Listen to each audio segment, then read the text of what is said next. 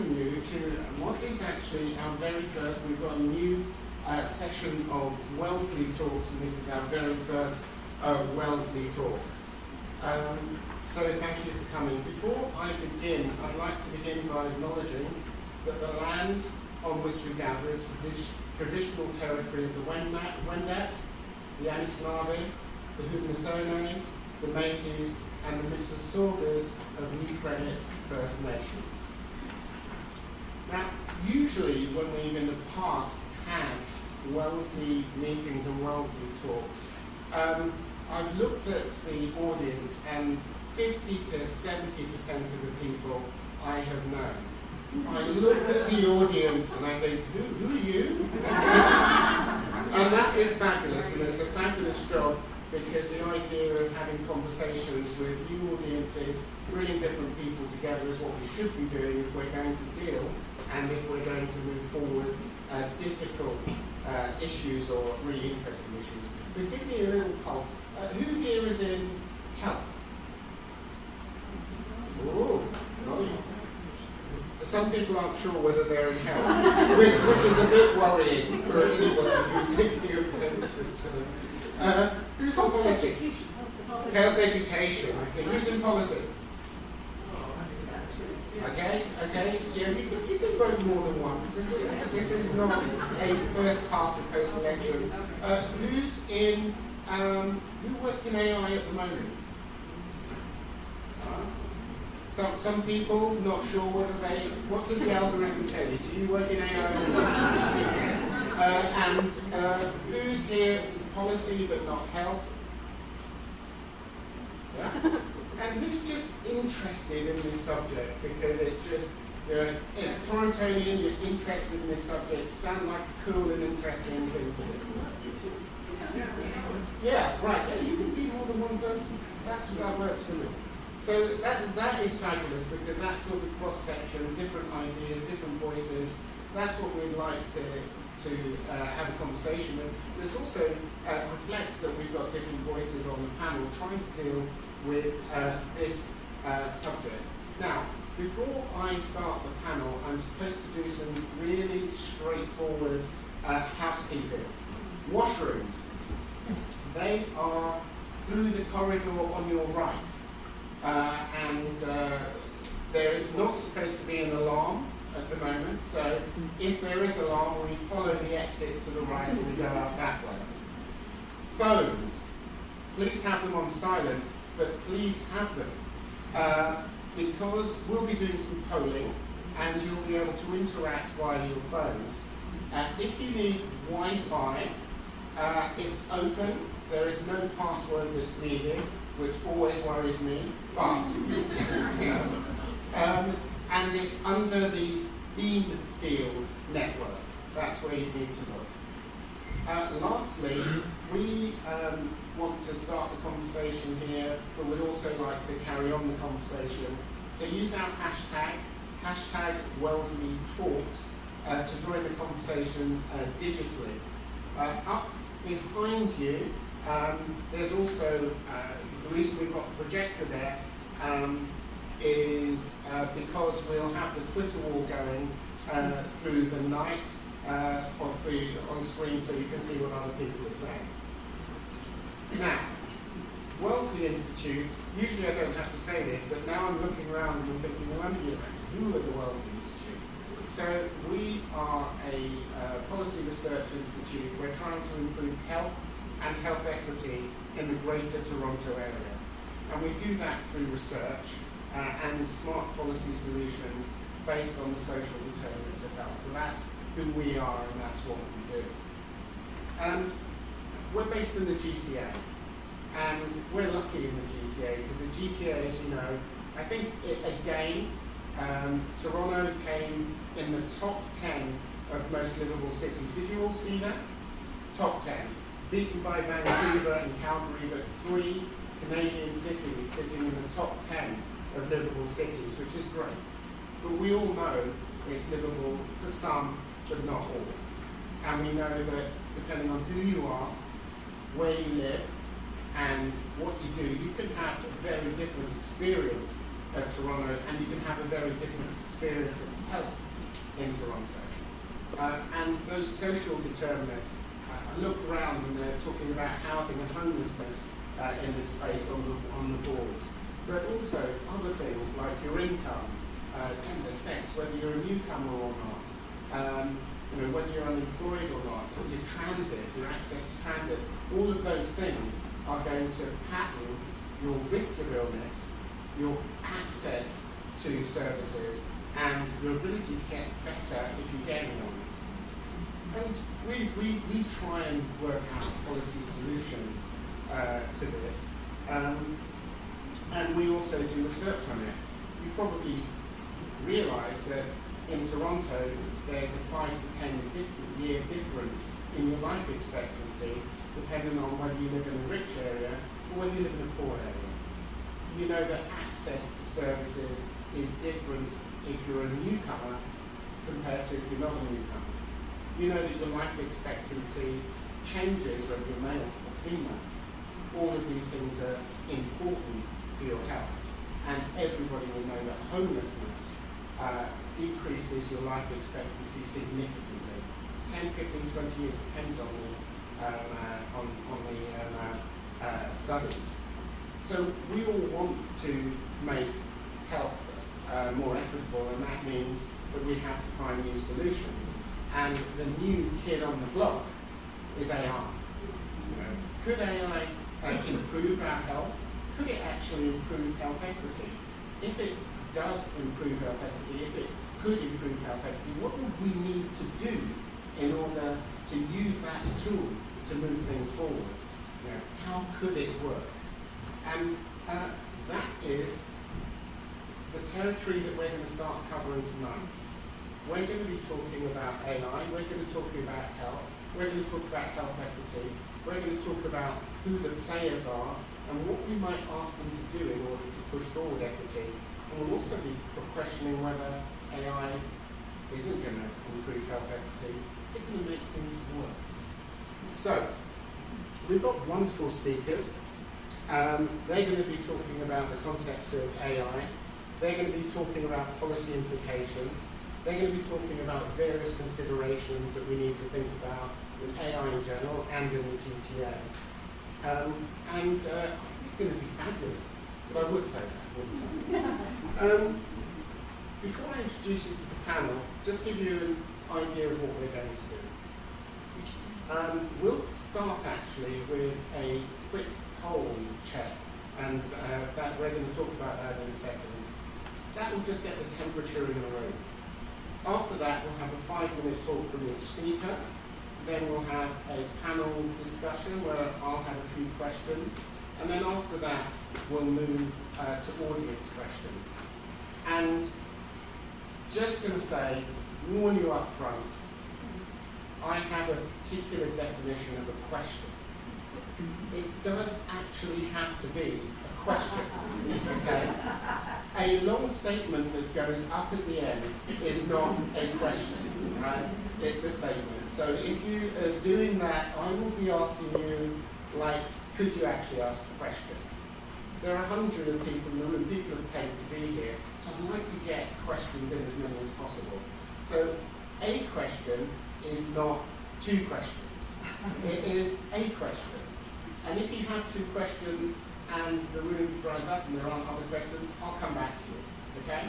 So an actual question, if it's a statement, I'm going to respectfully cut you off. And if it's 2 questions, you'll get 1. So do the one you really want to ask first. Okay, so with all of those in line, do we go to... Oh, sorry, I've made a mistake already. I'm going to do the panel. I'll introduce the panel. First, and just to my left, is Jennifer Gibson. She is the Sun Life Financial Chair in Bioethics and Director of the University of Toronto Joint Centre for Bioethics. She's also an Associate Professor at the Institute of Health Policy, Management and Evaluation at University of Toronto and Dalai Lama School of Public Health. Jennifer is particularly interested in the role and interaction of values in decision making at different levels in the health system. Her current research focus is on ethical issues in health and AI. Jennifer founded and leads the Ethics and AI for Good Health program at University of Toronto. Cheering and clapping will happen after all three, but I encourage it. Alison Fabrisa is the Vector Institute's Vice President of Health Strategy and Partnerships, where she oversees the health research collaborations, health data partnerships, and health AI application projects. Alison joined Vector with more than 20 years of management experience in the government and private and non-profit sectors. Immediately before joining Vector, she was Director, Strategic Partnerships at the Institute for Clinical and Evaluative Sciences, otherwise known as ICES. People laugh, just to let you know, it used to be known as ISIS, but you would imagine that didn't work that way. Vas Bednar is the head of public policy at Delphia. This is a company that's working to empower citizens to invest their personal data, which is a really interesting concept I'm sure we'll hear more about later. Prior to this role, she was a policy associate at Airbnb, where she worked with legislative bodies and government agencies on fair rules for home sharing.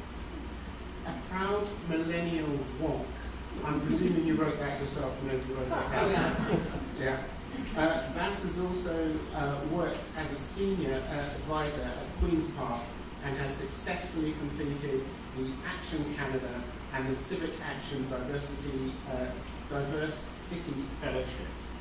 And so, give them a hand. Don't be shy.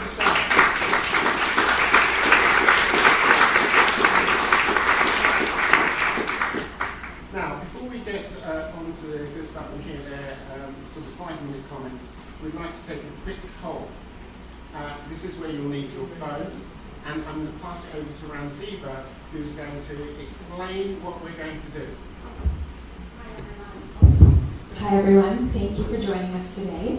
So if you take a quick look at the screen, you'll see there are some instructions. The easiest way to participate in our poll is to use the URL there. Just one note, not to type it into Google, but actually into the URL bar. So that's poll.com/AI equity. And once you do that, you'll be able to participate in the poll. It's live, so we'll be seeing as people vote. If you need to use your phone and text, it's a 2-part process. So you'll be texting AI equity to 37607. That's once to join. And then once you're confirmed the second time, you'll be choosing either A or B. And the question that you're answering is, when it comes to health equity, artificial intelligence is more likely to A, increase inequities, or B, decrease inequities. So we'll just take less than a minute here to get some answers up and take the temperature of the room.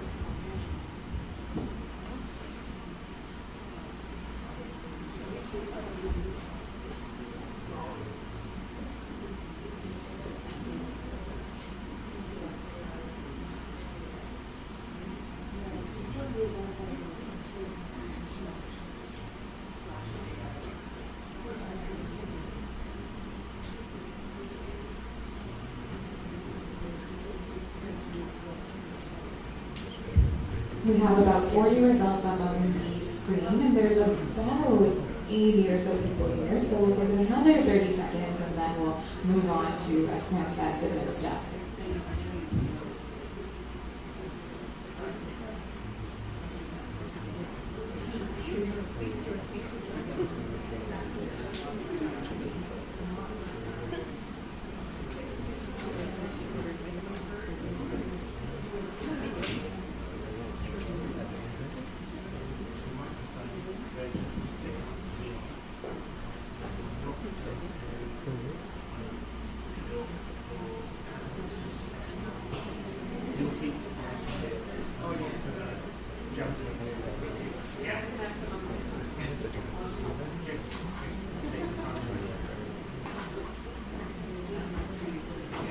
Okay, so I'm taking into account some people won't report their phones, some people don't like doing these sorts of things, and to get about 50 people straight off, well, just as I said that, more people came on. To get about 50 people straight off answering this is pretty good, and also the shape of the results hasn't changed hugely since the start.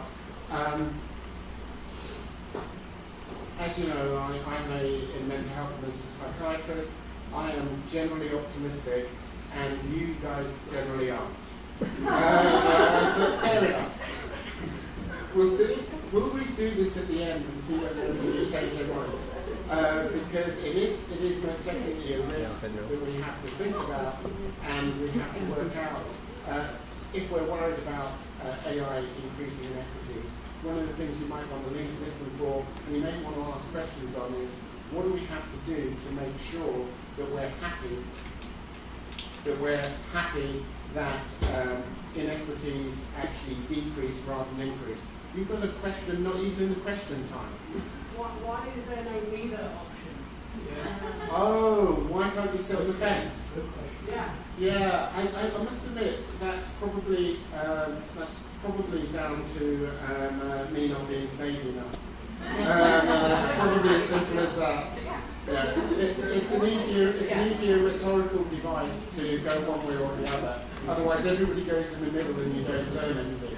So this is to help us think rather than being totally scientific. Rather than being totally scientific. But yes, in Canada, perhaps we should always have a neither. Perhaps, not sure. Okay. All right. Jennifer. Good evening, everybody. And as I'm sitting here, I'm thinking, I've been doing a lot of public speaking lately, and usually I'm as cool as a cucumber and I can do it. But right now I've got butterflies, and I think it's because, I don't know, the energy in the room just feels a little different. I think we're going to have a lot of fun. That's what I'm hoping. So as my brother used to say, fear is just misplaced excitement. So that's what I'm going to work with. So I think that's a really interesting poll to start off with. And so I think I get sort of a bit of a temperature reading in the room. I think reflect a little bit about that in my opening remarks. But I also thought it might be helpful. Oh, I'm supposed to speak up here.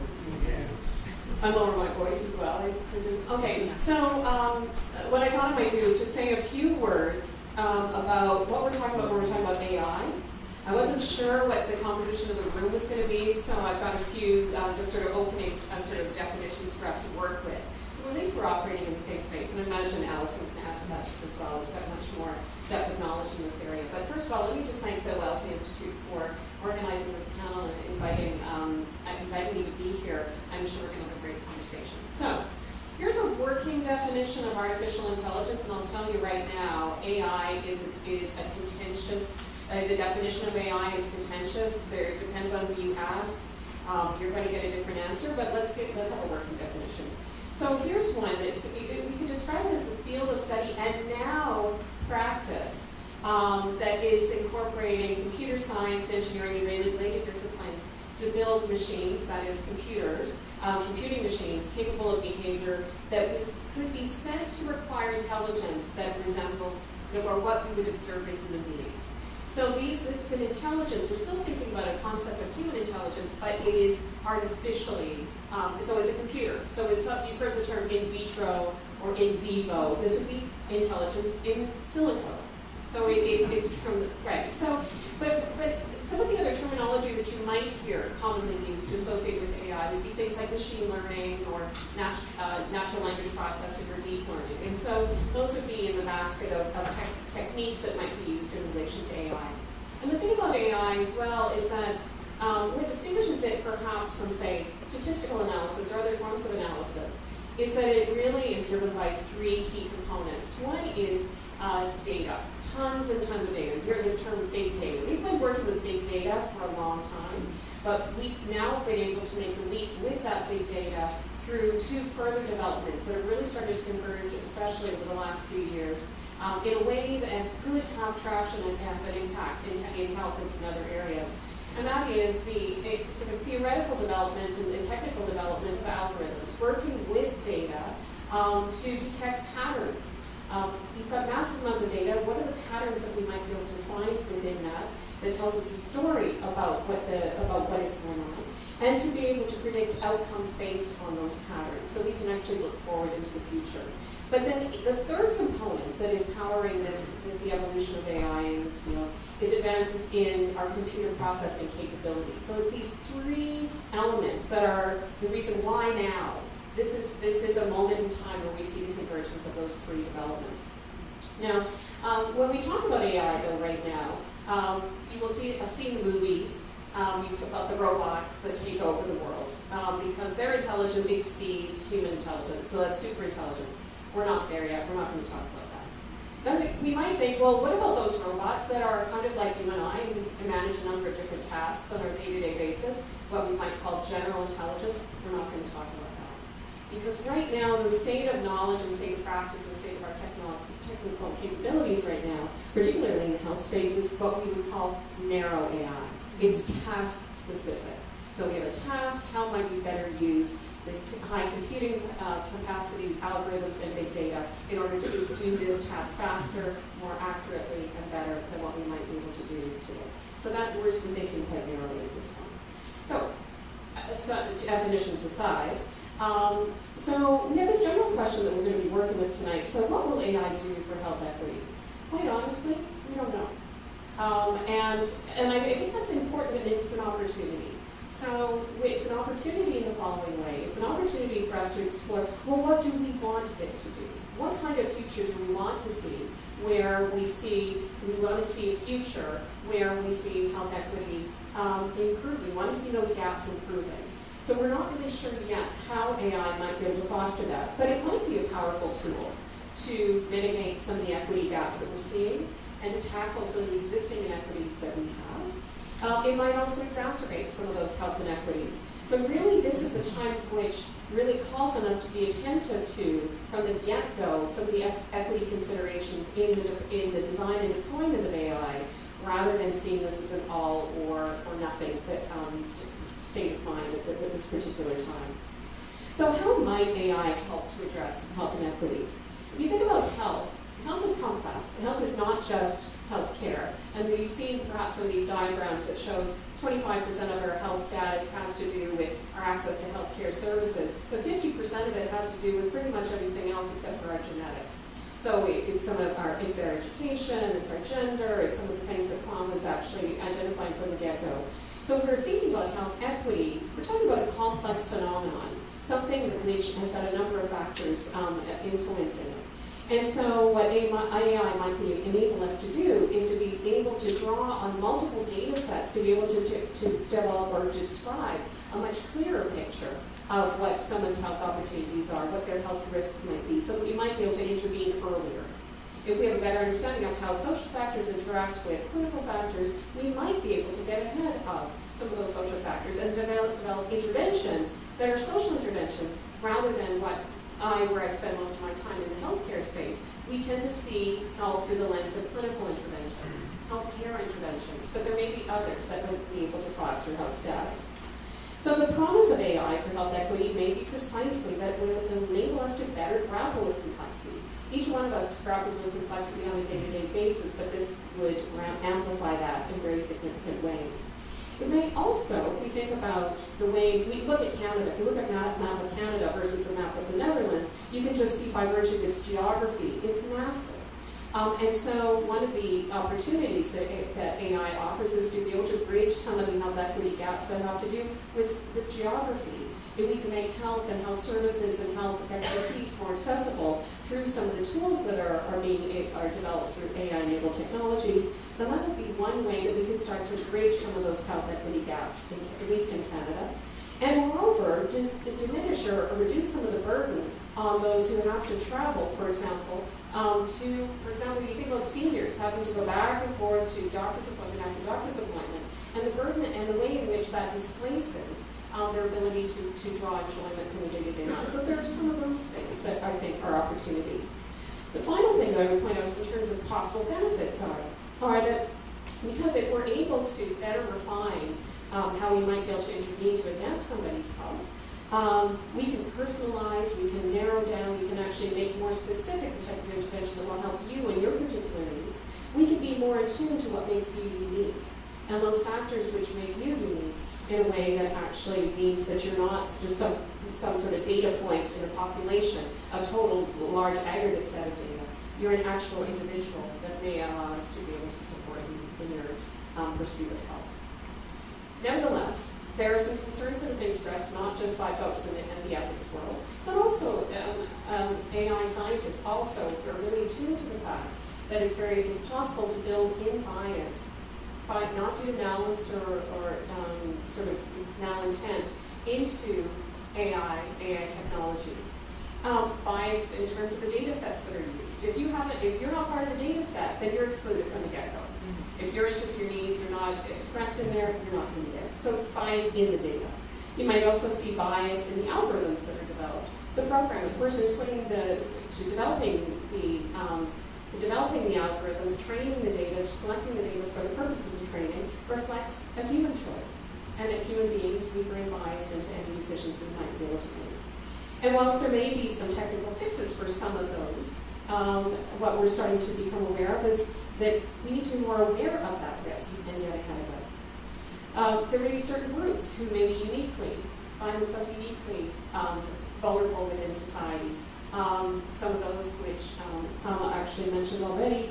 And we're not really convinced yet in what ways, unless we're really attentive to the stigma, the marginalization of certain groups, that we may inadvertently just serve to provide another tool to further exacerbate those. So that is something that is of concern. And then finally, if we think just simply about the ways in which there are a number of digital divides that we see. Some of the technologies that are being developed related to AI are wearable devices. I don't wear one. Does that mean that I'm excluded? What about a senior who's actually one of the 10% who actually has a mobile phone?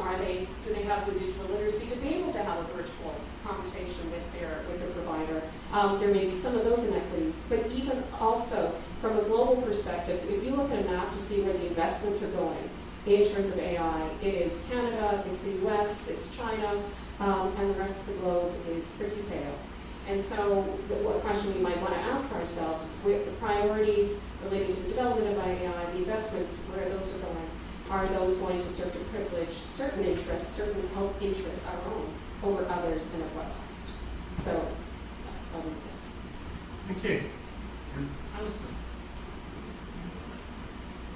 Just need to pick it up and keep it close. Yes. Good evening, everyone. Very pleased to be here. Thank you for the invite. I'm okay on sound? Yes. So I'll start by saying that AI, like any technology or tool, is not good or bad. It's what we do with it.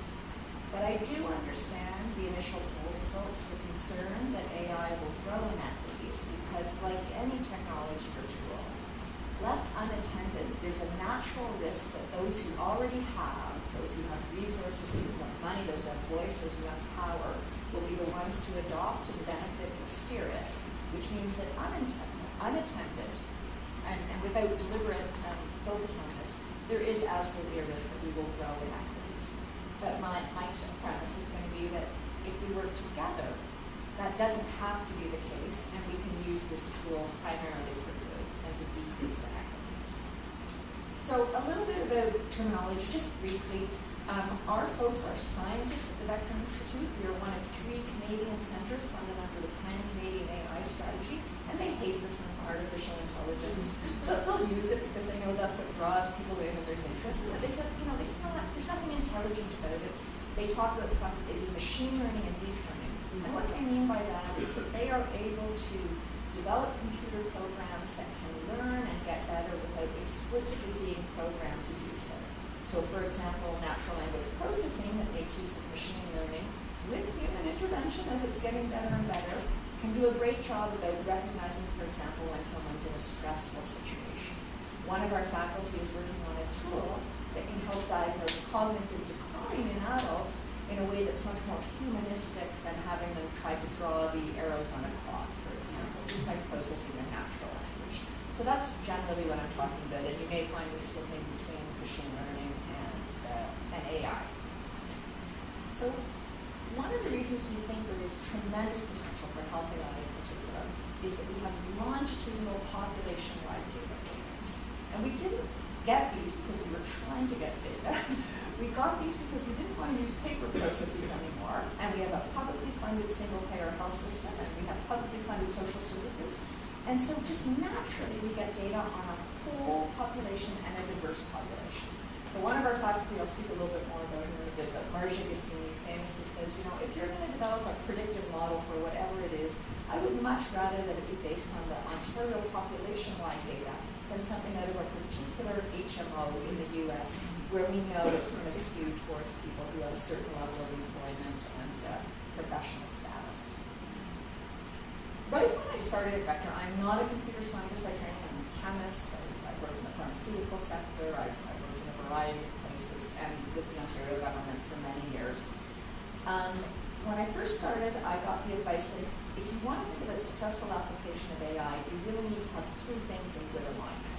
You need to have an objective or task that's amenable to AI, you need to have data that supports AI, and you need to have the appropriate model or method.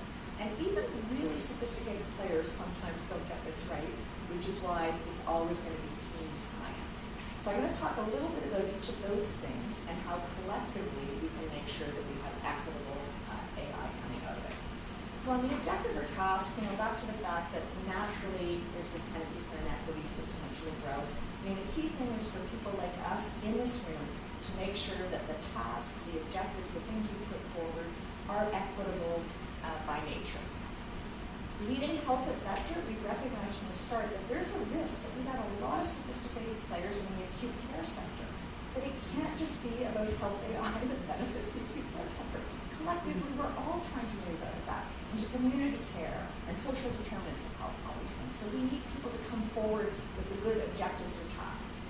We absolutely need data, 100%. As Jen notes, if we're going to move to, iPhone, which again, it's another tool of technology, we just have to be aware of the fact that we're probably getting a subset of the population. It may be that that leads us to develop a really appropriate model for that subset, but we have to know the limits of it.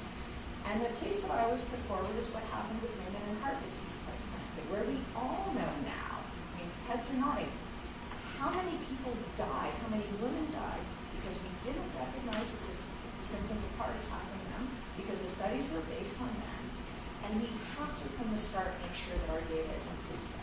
Again, we all have a role to play, because it doesn't really matter what it is. Even if you've got, admitting on millions of people, there has to be an investment in data infrastructure and compute power. We have to be deliberate about this. And we also have to check in with the people. There's a really good debate happening now about balancing concerns about privacy with the human right to benefit from science and its applications. We need to talk to these people about their data and how it could be used and not used, what it means to be part of the data set and not be part of the data set as well.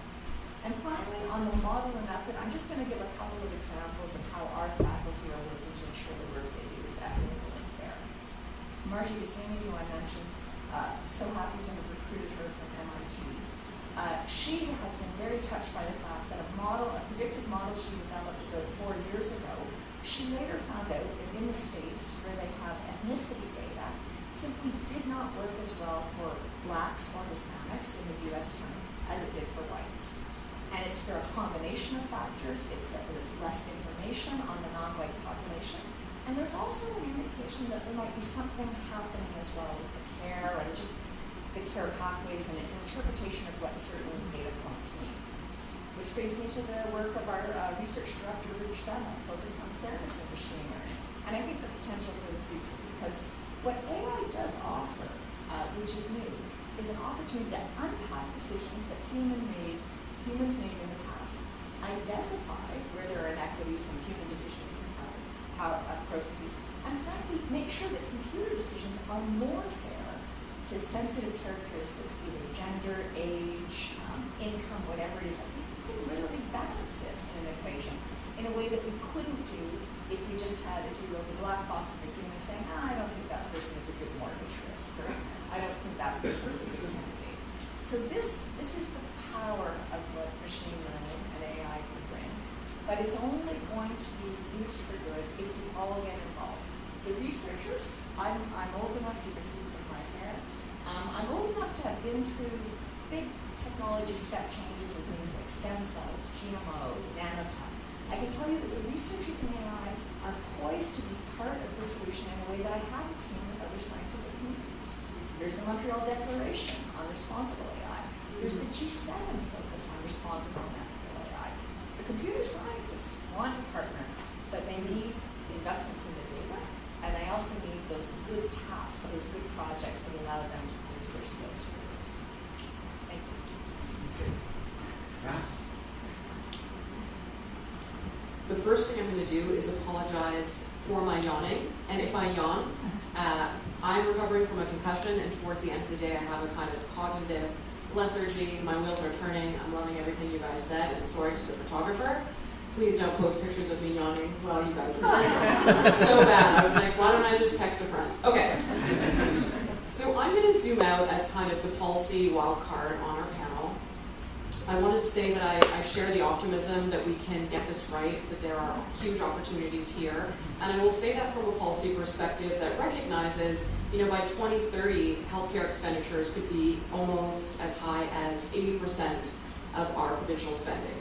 Okay, so I'm going to keep it a little bit wonky here and recognize that probably from a government perspective, the opportunities associated with applying machine learning broadly to the health system or through the ministry also has to do with finding efficiencies, right? Making care better, improving preventative care so that, people that, we're spending less, we're investing kind of in a more responsible way. At the company I work for, I would spend 1 minute on it. I don't think we'll return to talking about Delphia. That is absolutely fine with me. We are looking at the inequity that currently exists between all consumers, citizens, and their personal data that's broadly shared provides dividends to private companies, to apps. Maybe you're playing Tetris, but really they're tracking your location and doing all this other stuff that's either hidden or not quite in the terms of service. We're working on a way for you to capture some of that dividend, that data dividend. Happy to speak when we mingle later or direct you to our website. So when I think about the policy opportunities to make sure that we're embedding more equity or bringing that equity lens to the regulatory environment that we're in, I'm not going to advocate for new governance or kind of different institutions. I think we can accomplish a lot with what we have. One of the first areas of opportunity, and this is a bit related to Delphia, is around strengthening consumer protection. So from a consumer protection perspective, because this isn't, not to diss it, like an older regulation, if you're freely exchanging something, I'd argue you pay with your privacy and your data for a lot of what's on your phone. Maybe that poll, honestly, who knows what that poll's collecting? Just kidding, I know we shared it. But you can break that lens, right, of what is this? Why am I using it? Where is it going? You're not covered. There's no recourse. You're not viewed as a consumer. In a digital economy, in a data-driven economy, does that need to change? Maybe. If you thought talking about consumer protection was boring, I've got more. Here's the other one. The real kind of centralization of power and opportunity when it comes to the regulation of, again, applications of machine learning to our system formally has to do with procurement. So whatever procurement standards we are going to set and articulate, you mentioned the Montreal Declaration. Recently, the Fed's released a federal directive on AI. It's quite broad. I would say it's generally values-based. You mentioned values earlier. applying, importing, replicating, using these frameworks as an inspiration and embedding guardrails and starting to articulate these principles together, I think is a really important part of getting towards this space. So also broadly, why am I optimistic? You know, I've got some gray hair too. So you zoom in, it's over here, just in this area. The other reason I'm optimistic is because the health space more broadly, you know, has always been highly probabilistic and super regulated. So it's really hard to bring a product, you know, to market. Again, not to be boring. Formally, you know, applied in a system that has been built with these applications. It's probably, you know, not as hard to import something externally or bring it from a private space, but I also think there's an appetite, I will wrap with this, I do think there's a general appetite in a data-driven, evidence-driven space for people to receive or, you know, be on board with recommendations that have been informed by, you know, good or ethical machine learning.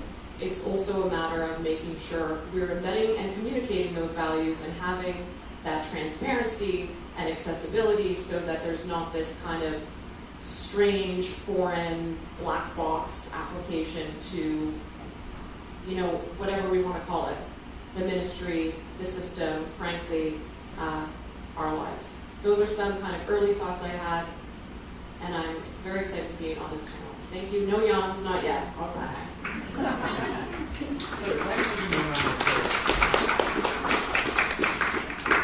So we've heard that AI has the possibility of giving us more information on the social determinants of health and therefore better policy. We've heard that it could change our access to care and make that easier through home monitoring and various other things.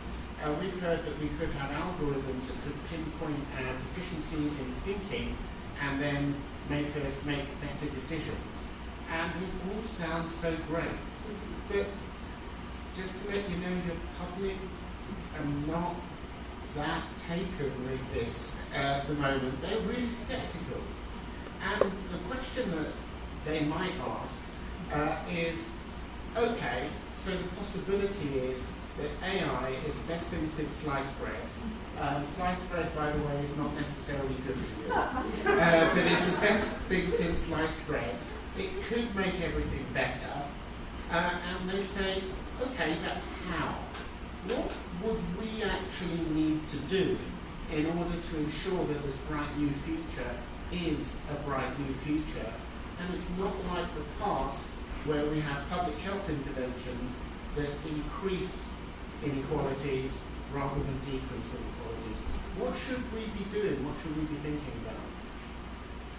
So I recently submitted a grant application which was about equitable AI, and I got stuck on what we meant by equity. So I think one of the things that we use this as a sort of mother and apple pie term very often, and sometimes we mean equitable access or outcomes, or we mean particular groups who are on the margins that we want to serve better. And so I think there needs to be some clarity around that. And the reason why that becomes important is, as both Alison and Vass mentioned, there are some of these almost like minimum specifications that are being articulated as set of principles. Equity often shows up in there, but if we're going to move that into practice, we're going to really need to get granular and not. So we need to get clear on the concept, and then we need to start being much clearer on what we need in practice. So that's a higher level thing, but we often forget that, and we get working in our various areas, operating with a language that we think we're talking about the same thing. Your bias, my bias seems like the same word, but it actually means very different things. And we're finding, so I think some of these conversations, this is one of those conversations that we need to be having together, is even just opening it up to find out what some of the conceptual boundaries are right now. If you don't get that clear, down the road, we're going to be off the rails. Okay, but Alison, you were very specific. You're talking about, rather than AI big concept, you're talking about machine learning having particular problems that are going to be made better, right? So we've got outcomes, and they're quite specific with the outcomes. Why couldn't we write in a specification which says, that the outcomes can't be better for one group compared to the other. And if there's an increasing inequity due to machine learning, that's not good. So actually, I mean, that could be one application of this work of fairness in machine learning. We could say, like, just the language computer scientists would use would say there's some sensitive characteristic, and I'm going to look at the status quo or the automated decision and see how the decisions align with that sensitive characteristic. And then I can go further and say, you know, let's say we're talking about mortgages for women, and we find out that only 40% of mortgages over $1 million go to women, and you know, why is that? What you could actually do is, forgive the language, obviously I am a woman, but you could say, you know what, let's make it our goal to have it be 45% of mortgages go over $1 million go to women. And for that incremental 5% that we don't have with the status quo with human decisions, let's look at the other characteristics. Let's kind of say, if you forgive the language, despite the fact that they're women, what are those characteristics that allow them to pay back the mortgage? Or what are those characteristics that make them a good candidate for a certain intervention? And in that way, we may over time be able to shift away from the stigma associated with certain characteristics and get to the real heart of the matter. I mean, that's the real power of machine learning. It's like we have blinders on when it comes to how we think about some of these things. And we now have the ability to take in much more data and set real targets in terms of, you know, how things work out and use the computers to help us assess, how to achieve those targets.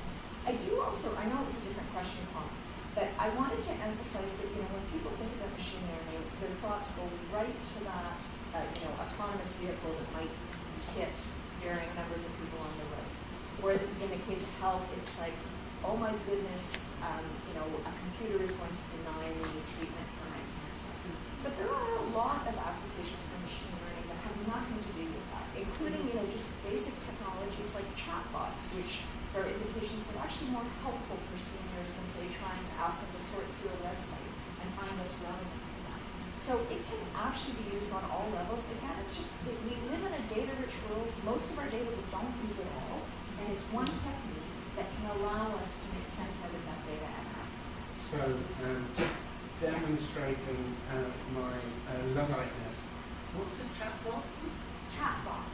Chatbot. Okay, so a chatbot would be... It's nothing to do with Botox. No. So a chatbot would be, you probably use them, you may not realize it. If, for example, you're trying to work through your cell phone bill, you might start using a chat interface, and the first few responses might actually be a computer, not a human. And then when it gets to the point that the computer is uncertain how to respond, a human will automatically come in and start typing. So if I'm a senior and I'm saying, I want to know what's going on in terms of my community, in terms of wellness. And maybe it's on some website, maybe it's in a PDF document, but it's probably easier for me to go to a chatbot and say, what can I do for physical activity? And to have natural language processing that recognizes what it is that I'm asking for and gives me information that's helpful. It's not very expensive. And I'm still communicating with people in a way that is more suited to their needs than our general kind of push out of information. So that's, we've been talking a little bit about this idea of trying to make sure that science is equitable in the use of machine learning, and we could look at equity outcomes. Can we actually write policy and legislate to make people do that? Are there any examples of being able to legislate to make sure scientists are reasonable and equitable? I think it would be lazy for me to suggest that we could just legislate it and then something would happen for sure. Though, I totally believe in institutions, and I, am passionate about public policy, just like the other two people in the room. I remember those hands. I'm like, oh, okay. No, I'm kidding. Are there examples? I mean, probably through other institutions that aren't our governance institutions, through the academy, through the university, through the standards that we have, through these partnerships. There are standards that exist amongst practitioners as well. In that space, the academic in that academic space, with your data scientists at Vector who hate artificial intelligence, the phrase, they probably love peer-reviewed publications and kind of assessing, understanding what others are doing. I would offer that environment, that scientific environment offers a healthy amount of checks and balances. Layer that with scrutiny from the media that these kinds of applications receive. And I think, it would take a lot for us to see very dangerous outcomes kind of fall through all those cracks. I believe it was Google and DeepMind kind of got their hands slapped in the UK doing their kidney renal failure stuff. You guys are nodding, you know more, so I'll throw it to you. Do you want to look at that as an example of a kind of data partnership and trying to create a productive intervention that didn't go well? Should we be taking learnings from that? Because kind of the main way we're going to be able to learn is by doing, and also let's not pretend that we're not already experiencing, the effects of some of this research, not in this room, but right now in the system. Do you want to tell people about that example of it? Maybe Alison? Actually, not to get into detail, I mean, just to say at a high level, people presumably meant to do well, but there was no transparency, right? There you go. And so this is the problem. And then it comes out that people's data were used in ways that they weren't familiar with, they weren't comfortable with. And there's quite a bit of work on this topic that's been done when it comes to health data generally. And the overall message is, look, it's not about engendering trust, it's about behaving in a trustworthy manner. And you only get that through deep involvement of the public, not just sharing information, but actually bringing them into decision-making processes and accountability. And so at the heart of it, that could be part of the policy, is that we need an alternative to these ridiculous terms of use and 27-page policy documents so that people actually do know what's happening with their data. And just as we have, open source code and open source platforms like Linux, over time, that may be part of how organizations distinguish themselves. Very clearly, we never sell your data, for example, or we sell your data, but we give you a percentage of the return if that's what people want. Okay. And Jennifer? So as I'm listening to this, I'm thinking, so there are two possible solutions that have been floated in terms of baking in some equity. Right? One is a technical one, so really thinking about in the use of data, the design of the algorithms, let's ensure that we're bringing equity there. Then there's the top-down, so you can think about regulation. Yeah. But I was speaking out at Trillium Health Partners today. We were talking about AI in healthcare, and one of the things that one of the recent books, and some of you may be familiar with Eric Tolle's new book, Deep Medicine, and he's an optimist. He thinks look, AI is going to free us up. We're going to put all these tasks over here, let machine learning deal with those. And it's going to free us up to better care for, spend more time with our patients, just as an example. And I'm a bit skeptical about that, because the other alternative is you free up time not to spend more time with your patient, but to see more patients. And the reason why I flag that is that in between the regulation and the technical solutions, we also need to be thinking about changing the incentives, changing the culture, changing the institutions around which these technologies are being deployed. So I think it's all of these pieces are going to be important for us to be thinking about. I think that's a good place to go over to the audience and start asking questions. And we've got, have we got the microphones ready? Because we've got a few people at the front. 1, 2, 3. I'd like a diversity of hands. This seems to be men first. Yeah, one. Okay. Thank you for your talks tonight. Do you mind saying who you are?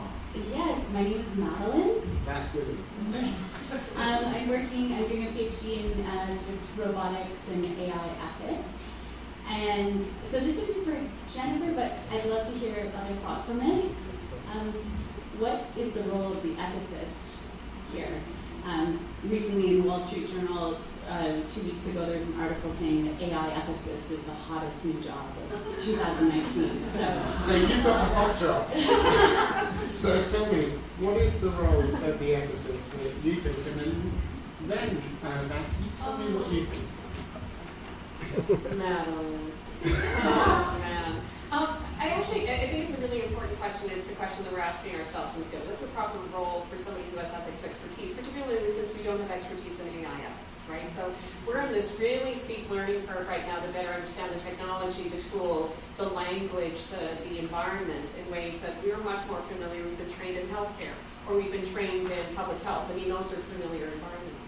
I would say that it's probably a combination of things. I do think we need ethics expertise, so people who have deep knowledge of ethics that they can be deploying in that space. But I think the other part is we also need to be thinking about how to ensure that those who are using the AI, developing it, designing it, developing it, deploying it, thinking about it from computer science or data science and so on, we need to be thinking about what are the three ethics concepts and the ethics training, the ethics support that they might need. So I think it's both and we're going to be working toward bridging both of those. We're talking about an ethics watchdog, and I'm straight away starting to think of machine learning and cloning Jennifer.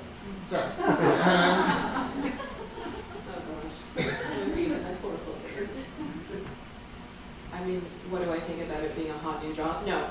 Look, maybe we need a bit of a crackdown on chatbots. So I think they're great. They're all the rage. If you look at who's going to be at the Collision conference coming up in Toronto, it is Chatbot City. Like the C in Collision is for chatbot.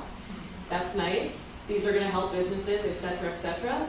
I'm sorry. It's a huge piss off to chat with a chatbot that's pretending it's a human and not knowing. So why is there no disclosure? Why do you not have to? That's fine. I know it's not Ray or Chris or Jennifer. And it actually takes me a while to figure it out. And obviously I'm someone that's like, hello, there's like a $5 charge on my Rogers bill that we must amend immediately. So actually, those kinds of things, I don't know if we're asking those questions. We see it, we're excited, it's new, it's, saving us some money, that's so rad, but to what end, and is it appropriate to, I think, chatbots, the use of chatbots can be quite deceptive. One other thing I'll add before we go to more questions is a great thing of chatbots. I was listening to the Should This Exist podcast on the Woebot. So the first day the Woebot launched was this new chatbot around mental health. Lots of people are more comfortable, or it's an entry point to therapy, to chat, to share their feelings, not looking at another human being, not search for them, not physically go there. Fantastic. First day of the Woebot, had more conversations than a psychiatrist can have in their entire career. But this is a stepping stone. So it's also like, how and when do we use these things? How do we, transition them through so that they're not a substitution, which I think ends up being a lot of the fear. perfect. Next question. My name is Alim. I'm an IT auditor with some AI experience. Alison, thank you so much for your comment on AI being neither good nor bad. It's how we use it. Fantastic. It was kind of leading towards why isn't there a neither option on the front on that question. But also, thank you also for mentioning open source. And I think that open source has been one of the reasons why AI has kind of... I'm setting up a question. Sorry, forgive me a second. It is one of the reasons. It is one of the reasons why AI has taken off so well. But I feel like it's also one of the reasons why we see it as a risk. I'm curious as to the opinions from the panel on how should we be looking at open sourcing all of these various libraries for Python, for R. And should we be regulating that? Should we be making them more open? What are your opinions? So the quick question, what is Python? What is R? And please. So, again, I'm a chemist by training, but Python and R are open source versions of tools that previously you had to pay for. And so the whole computer science culture, the leading academic computer science culture, is one that doesn't believe in keeping things high cost, proprietary. We brought up a speaker from a hospital in the States where he has a team that does nothing but scour the literature for open source codes that can improve the clinical efficiency of the hospital, and then they just have to take them and adapt them to run within their center. So imagine there's no equivalent of that in biotechnology, there's no equivalent of that in nanotech. It's generally a more open culture. Yes. So I'm gonna ask you to almost shout into your microphone from now on. Seems Okay. like that microphone's a bit quiet. Better? Yes. Oh yes. Yeah. So next question. Hello, my name's Robert. Thank you for this opportunity. The question, and I'm going to have difficulty here without ambling on, is about emergency. The hallway emergency. Beds, people are sitting in beds for 5 hours, hasn't changed in 20 years. Recently, most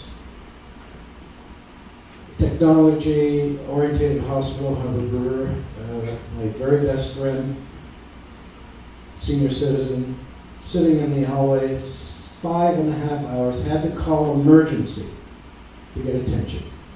Couldn't go to the washroom, he was freezing cold. He's still in hospital 3 weeks later. How can AI help? Thank you. Last question. So it's not magic, right? So you're gonna have to shout into that microphone. This one too. AI isn't magic, so what could it potentially help? I mean, it can help with efficiency generally. It can get insights in terms of how to optimize, for example, operating room scheduling, etc. That could help with that, but there's no magic wand or silver bullet that would eliminate that. That's disappointing to you. Okay. Did you want to? You don't have to. I just want to say one brief thing because we all know telehealth will probably be a chatbot if it isn't already. But for the researchers in the crowd, since I saw those hands too, I don't think anyone's looked at telehealth and emergency room visits. And I'm pretty sure that because of liabilities and risks, literally if you call, they basically end up telling you to go to an emergency room. And I'd love to see us analyze that data because we have it. We know what people are recommending. We know what people are calling about. Like, let's apply our machine learning technology to extract, some trends and inferences about how that's been working, and then use that maybe to better inform a different version. It doesn't help you with emergency. It's just something I wanted to say. So. Jennifer? I think I'm a little bit more optimistic than perhaps I think Alison might be at this point, in part because I know there are a number of clinician groups, clinician researchers working on, for example, it's a part of the problem you're describing, about trying to identify people who are at risk of readmission and doing that early. So identifying earlier on whilst they're in hospital so that they're not going to be coming back in. Now, the example you gave was somebody who ended up in hospital and didn't get reached in the community at some point. And I think that might be part of what Bass is getting at. So I think we're going to have to wait a little bit to see what the results of these are, but I know that is a huge priority for a number of researchers right now, and they're working hard at it. Okay, another question in the front. Hi, I'm Nancy. Can you hear me? Yeah. And so I'm a health professional educator, and I tend to be critical in my thinking. We And need so- you louder. Yeah, and it's Ice cream actually not cone. working yet. Ice cream cone it. Ice cream cone it. Gloria. Oh, there we go. Okay. So Nancy, I tend to be even critical and kind of meta. Sorry about this. So my first question is, who are we? So you're all using we as if we are some kind of special force. And I'm sitting thinking, well, how is AI going to help the person, the homeless person who's sitting in the hallway? That's one question, sorry. And the other thing I'm hearing is this tension between a really modernist kind of drive towards improvement and efficiency and kind of we're going to make things better and it's going to be great and we're going to be, whatever. It is a tool and it depends on us. And the complexity.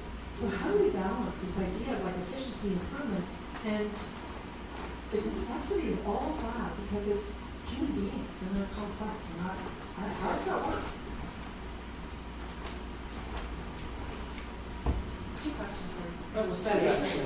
I think it would have been great if you were in my course yesterday. I teach an undergraduate course where we talk about technology a lot of that time. And one of the things that we were reflecting a bit on earlier in the course and then again at the end of the course is you think about the light bulb. Light bulb illuminates, right? It's transformative. It meant we could be up later, we could have more fun in the evening, we could work longer hours. It fostered our productivity. And at the same time, how many of you had really good sleep last night? You've got light in your eyes, you're probably looking at devices. So it's the ironic nature of this technology that I think we need to sort of keep in mind. So, when we think about these technologies, we can think about them in a couple of ways. One of them, they are tools to address a task, A. Second thing we can think about them are, they're also social phenomena.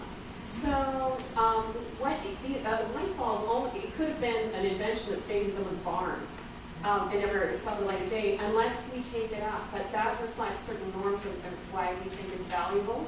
And surreptitiously, a lot of technology becomes sort of shapes a form of life. We're not even aware of it. We're not even aware now of the extent to which our devices are collecting data. Even if we're told, it's part of who we are. So like the blackout that happened in 2003, then we were realizing how much we were dependent on these things.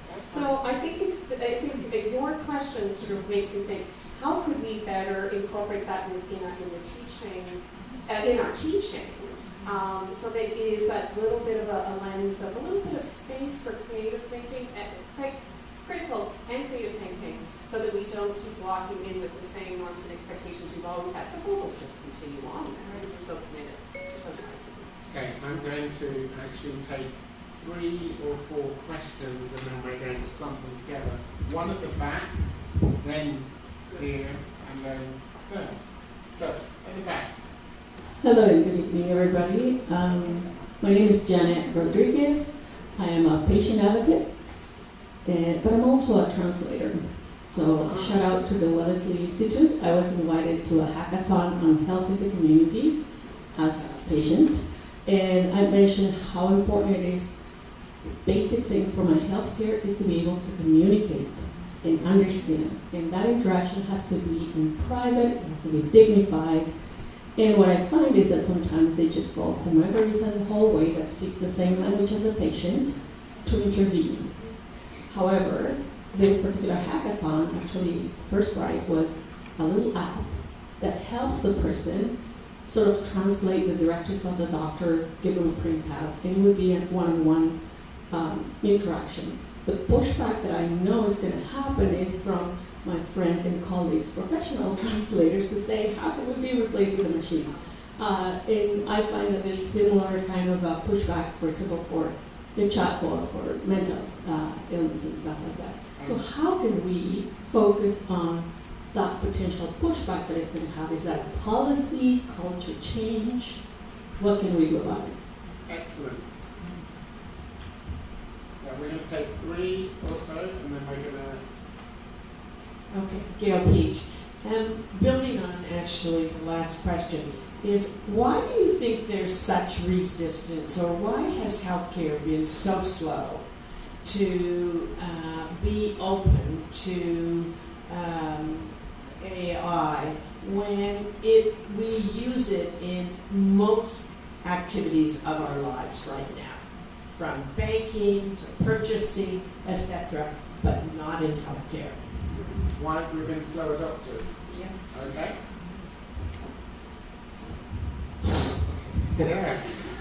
Hello, my name is Charles, and I'm a health researcher, but I also work in community engagement. I want to thank you all for your insights this evening. My question is for Alison, but certainly the rest of the panel can join in. You sort of teased the idea of team science, and that got me thinking, this whole idea of multidisciplinary, cross-disciplinary, all this jargon.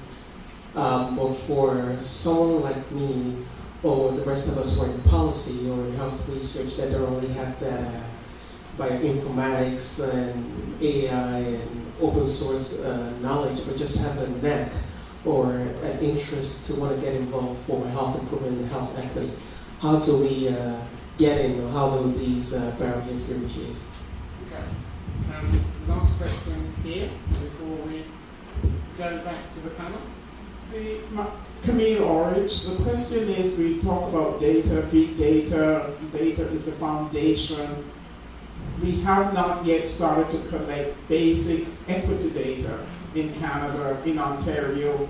How are you going to work at ensuring that that information is within the data that you're using or artificial intelligence is using. Because right now, it doesn't include, I would say, a large portion of Ontarians because the basic age, race, class, sexual orientation, all of those things are not being collected in the data that's being used. So how do we get that done? Okay, so you start this end? No? Well, there are 4 questions, so you're going to choose one. Alison? Pick one? Okay. Yeah, pick one. You're ready to go. You got the ice cream cone, go for it. So there's a lot there to think Pretty about close to you. and respond Ice to. cream, ice cream. Ice cream? Okay.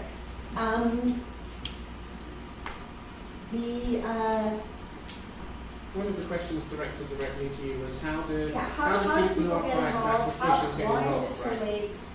Why is it taking so long? How do we make the case? You know, I'm going to think a little bit more. Sorry, Jennifer, you ready? Jennifer, hopefully yeah.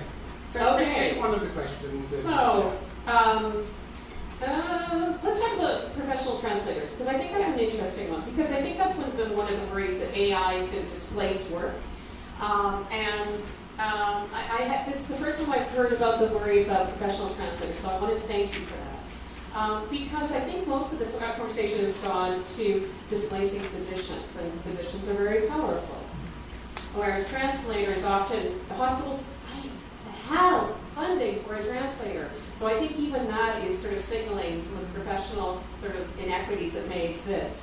But I think one of the things we might do is sort of reframe it and to say, okay, so there's a skill set that professional translators have that very likely a device is never going to quite do. It's not a person who can hold a hand. There's no human touch with that. Somebody who's in distress and talking face to face with somebody. So how might we be able to see professional translators, the humans, working together in conjunction with a tool, particularly in a case where no professional translator may be available? So I think it's a both and if we can find ways to make that possible, then I think that would be ideal. Okay, so a few thoughts.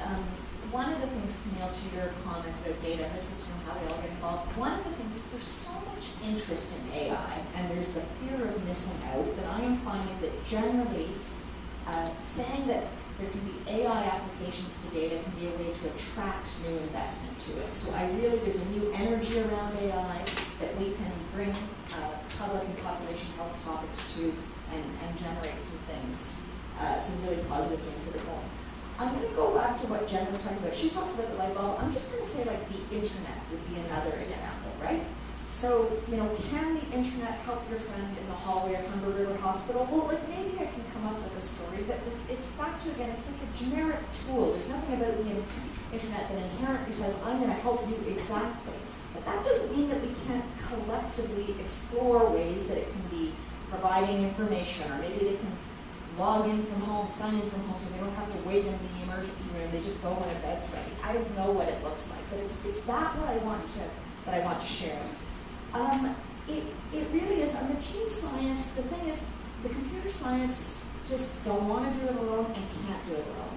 The latest thinking in health, and maybe this will be my comment, is they criticize themselves. They say, look, folks, this can't be about toy tasks. We can't just be hitting data with tools just because we can. We want to be working with the people that say, not just we have a problem that might be a little bit better with AI, but we have a situation that we cannot handle with traditional statistical methods.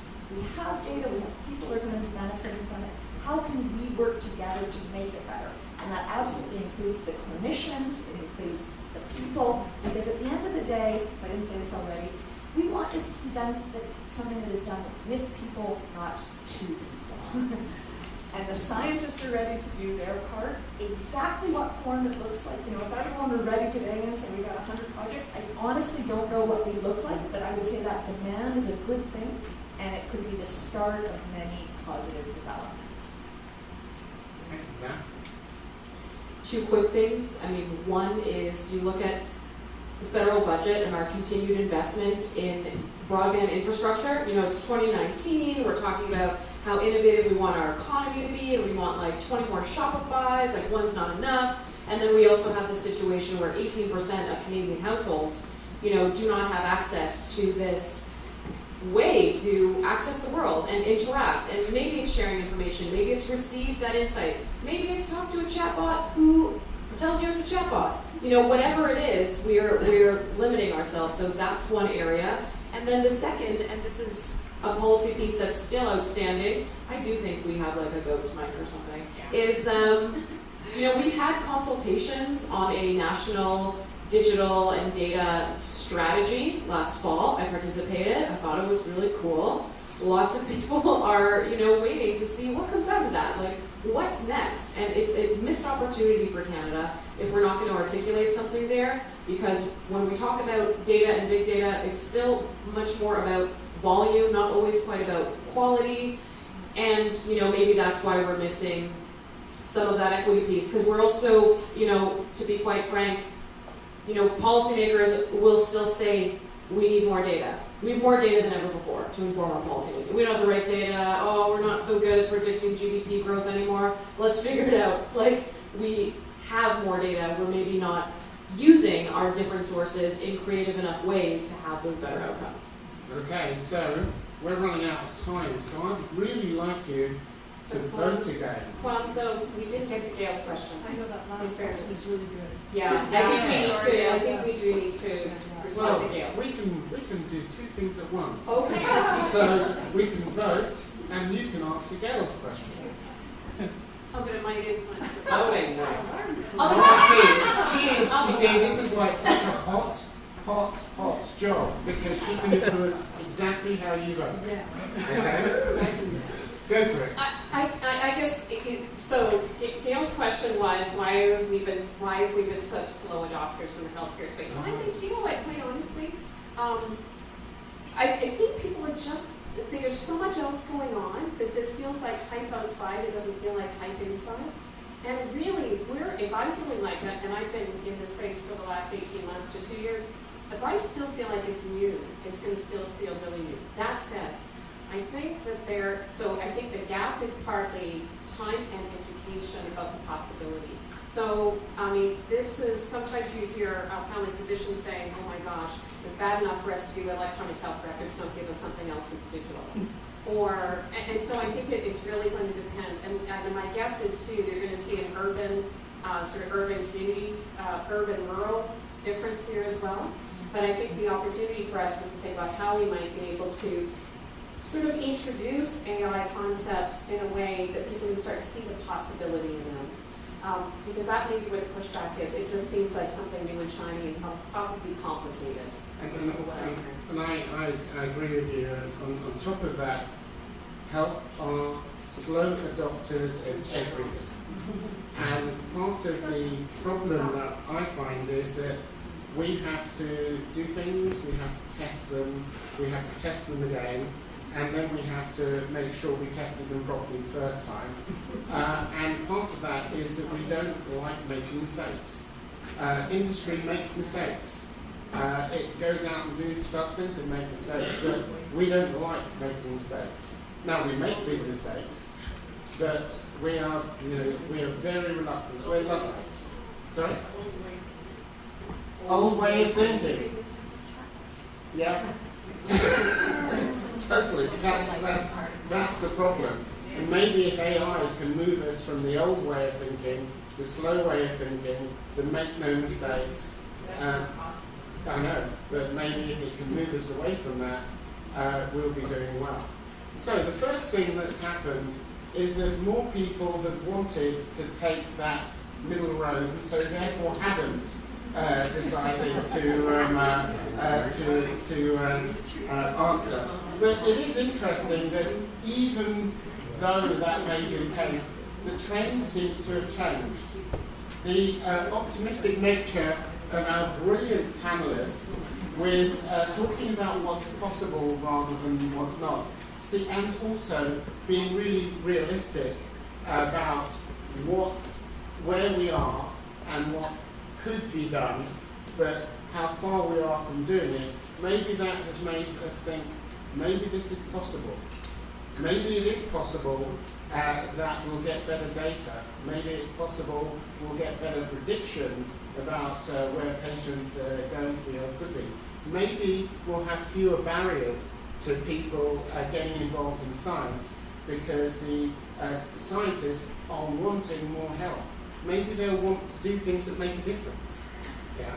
Maybe the commons will, as Alison was suggesting, maybe the commons will partly regulate itself as opposed to being top down, and maybe that will make a difference. And maybe the idea of having a super regulator being an ethicist will at different levels will be important. But one of the things that came out from all of this was it really does, there's a big issue on human behavior. There are theories, there are possibilities, there's tools and technology, but in the end, human behavior and how we build our society makes a difference to how we use tools such as AI and machine learning. And the possibilities are there, that we have to go and grab them, and we have to change how we think. I have to do something about my old ways of thinking, and we perhaps need to embrace taking risks to move forward.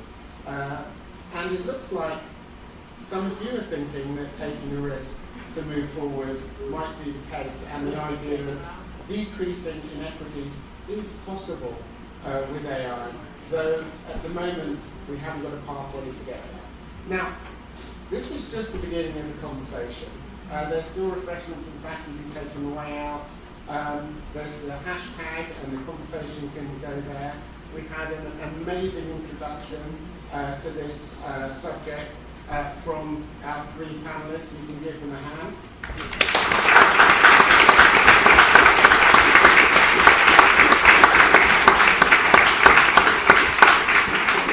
And special thanks to Ranziba and also Michael and our volunteers, because these things don't happen by themselves.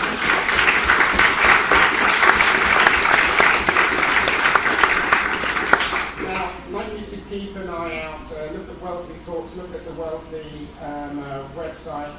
There'll be more talks, there'll be more things going on, and we'd really be glad to have you. We're thinking about this size because if it gets too big, we can't interact.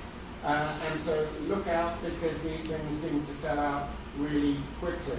I'd like to say just one other thing. Questions were fabulous. Yeah, they were actually questions. Superb.